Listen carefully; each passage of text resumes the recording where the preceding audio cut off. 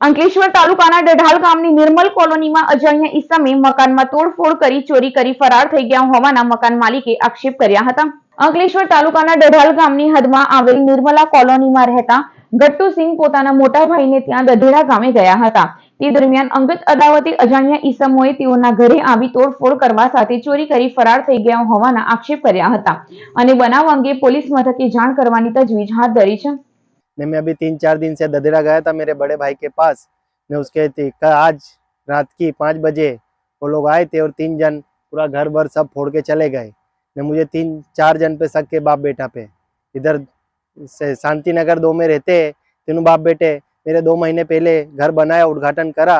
पर वो लोग जब से आता हूँ मैं जाता हूँ तो इधर मारने की धमकी देते हैं कि तू इधर से चला जा और तेरा घर भर खाली कर दे ने सब भून भून का धंधा मेरा है सब ने उन लोगों ने झोपड़े वालों ने 5 बजे मुझे सुबह में फोन करा कि तुम्हारा घर कोई आए 3 जन और फोड़ के चले गए और डागिन है 10,000 रुपया केस और एक कान की बीटी ने और माथे की बिंदी ने 10,000 रोकड़ा है। पुलिस फरियाद किया है